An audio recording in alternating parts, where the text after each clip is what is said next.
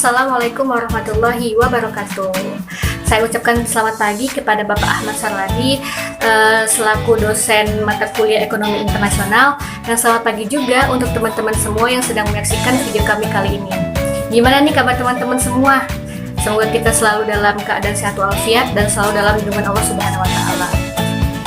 Di sini saya yang bernama Aina Afrizal Saputri Male, mahasiswa dari UIN Raden Intan Lampung, jurusan Ekonomi Syariah, sekaligus sebagai perwakilan dari kelompok 2 yang nama-nama teman-teman saya sudah disebutkan di bagian awal.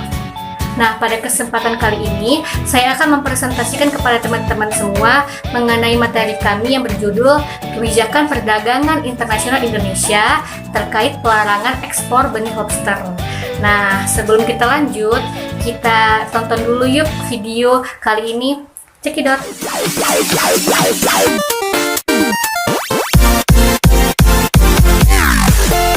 Di periode pertama pemerintahan Presiden Joko Widodo, benih lobster atau benur dilarang untuk diekspor. Menteri Kelautan dan Perikanan ketika itu, Susi Pujiastuti, mengeluarkan peraturan Menteri Nomor 56 Tahun 2016 yang melarang praktik ekspor benih lobster. Ini penjelasan Susi Pujiastuti kenapa benih lobster atau benur tidak boleh diekspor. Jutaan bibit lobster begini sekarang ditangkap di mana-mana. Masyarakat yang mengambil lobster benur ini dijualnya harga ada yang 10.000, ada yang 30.000. Yang 30.000 itu mutiara. Pedagangnya, pengepulnya menjualnya katanya 100.000. Tapi di Vietnam katanya 150.000. Padahal kalau mereka besar segede ini, nih, mutiara ini harganya kalau sudah 8 on ke atas itu bisa 4 juta lebih. Pada saat hari rame Natal atau tahun baru Cina bahkan bisa lebih dari 5 juta. Yang kecil-kecil saja minimal ratusan ribu sudah harganya. Jadi bukan cuma pemerintah, rakyat sendiri yang rugi, para nelayan. Nelayan-nelayan ini yang merugi karena yang seharusnya ini menjadi ini tanpa perlu kasih makan, tanpa perlu memelihara, karena Tuhan yang pelihara.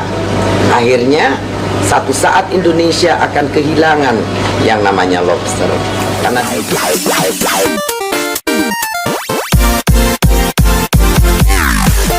20 kelompok nelayan di Cilacap, Jawa Tengah menentang kebijakan pemerintah terkait dengan izin penangkapan dan ekspor benur ke luar negeri.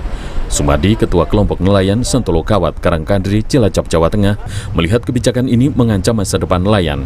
Menurut nelayan sih untung, tapi kan kalau menurut pengamat itu kan nanti masa depan kalau pengekspor benur lobster bisa berkembang, nantinya mereka nggak mau menerima ekspor lagi dari kita, juga sudah berkembang bisa mengekspor kepada negara lain, kita mau mengekspor kemana?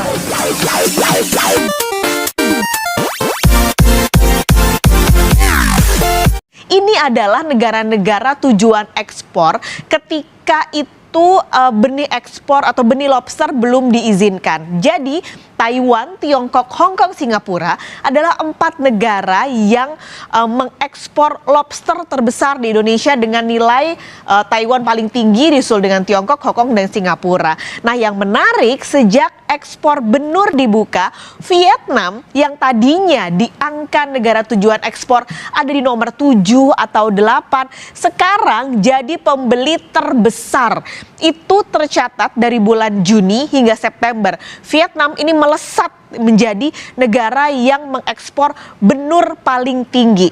Padahal saudara, faktanya dulu sebelum izin benur dibuka, Vietnam ini sebenarnya pesaing terbesar Indonesia untuk jualan lobster.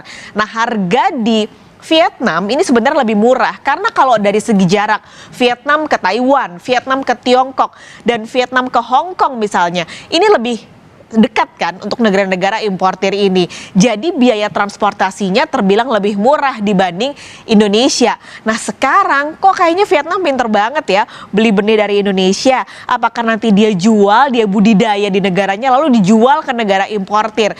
Kalau ini memang benar, tentu jadi kerugian untuk Indonesia. Komoditas kekayaan alam disedot negara lain untuk keuntungan negara lain.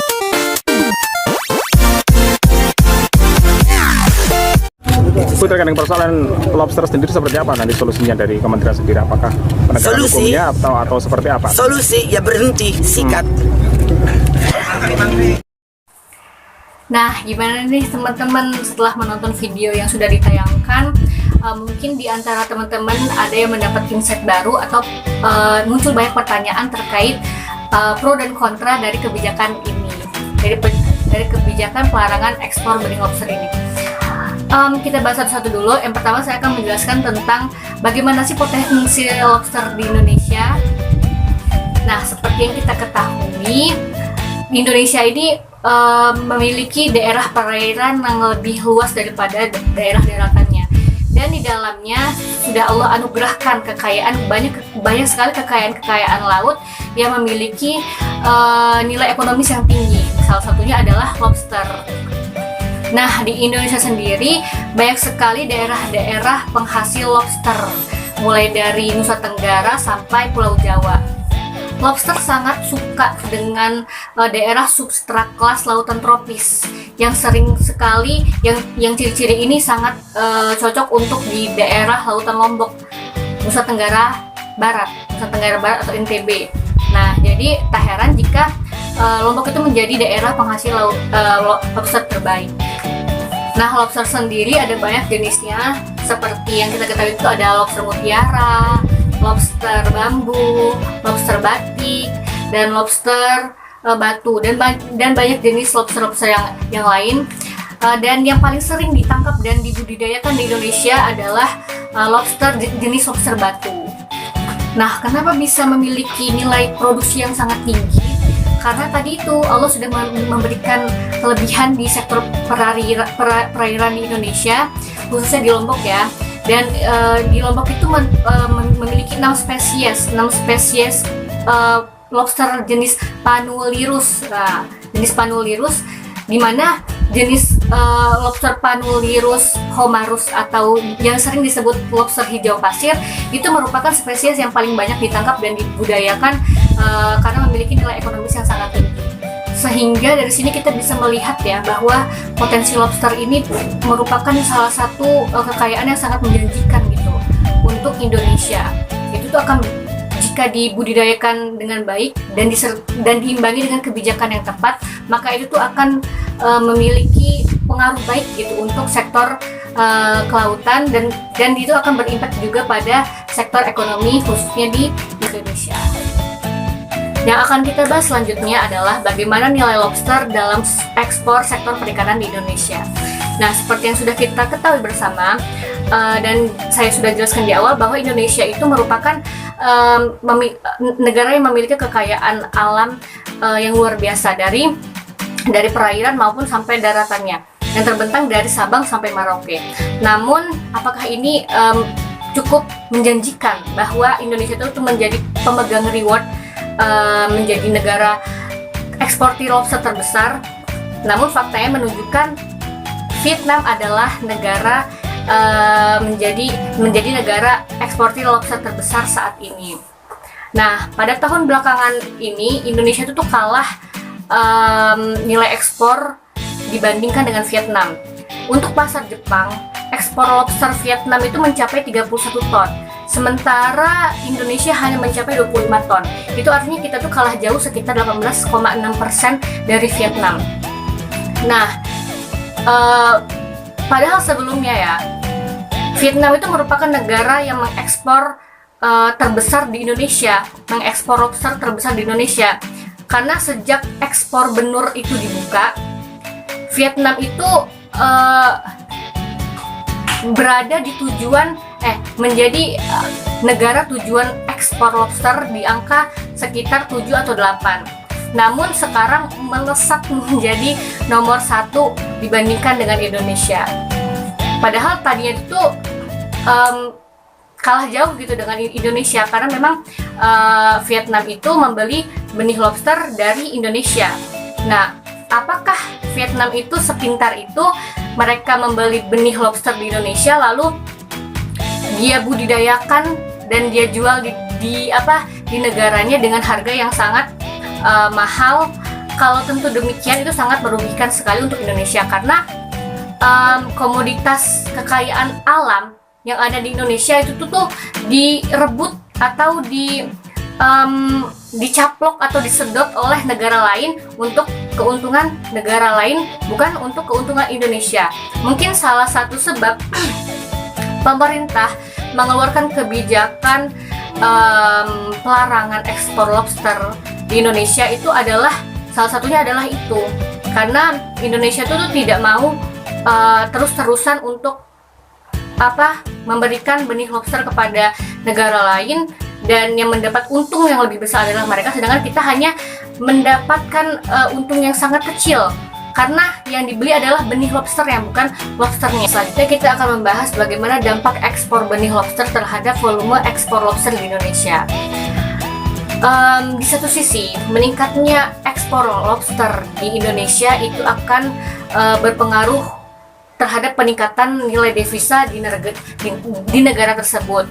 Namun di sisi lain ternyata ini akan mengancam populasi lobster itu sendiri, karena jika produksi lobster atau permintaan lobster itu semakin banyak, maka akan terjadi penangkapan yang dilakukan secara berkesinambungan, secara terus-menerus dan tanpa batas, dan ini tentunya akan mengancam populasi lobster di masa yang akan datang.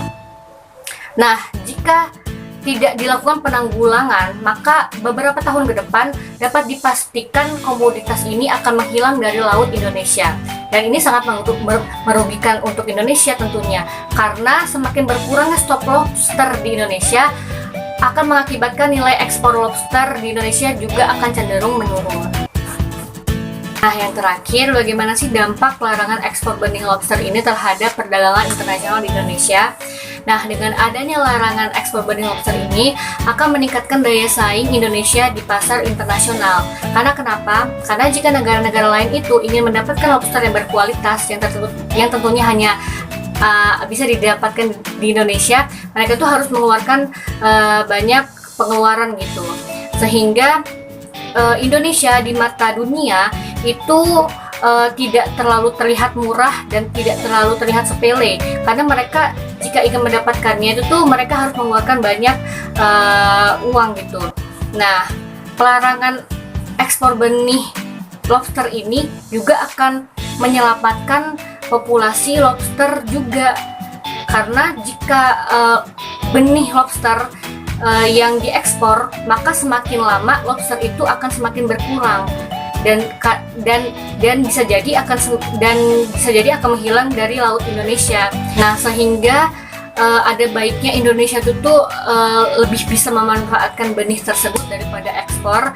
Kita memanfaatkan benih lobster sendiri di negara kita budidayakan dan kita jual dengan harga yang sangat tinggi, dan itu bisa menyelamatkan Indonesia dari keterpurukan ekonomi, dan bisa jadi itu kita akan mengambil kembali reward yang sudah diambil oleh Vietnam sebagai negara eksportir lobster terbesar di dunia. Demikianlah presentasi yang dapat kami sampaikan. Mudah-mudahan video ini bisa bermanfaat untuk kalian semua. Bila ada salah dan kurangnya, kami mohon maaf, dan kepada Allah kami mohon ampun. Saya Aina Male, perwakilan dari kelompok 2, mengucapkan terima kasih. Wassalamualaikum warahmatullahi wabarakatuh.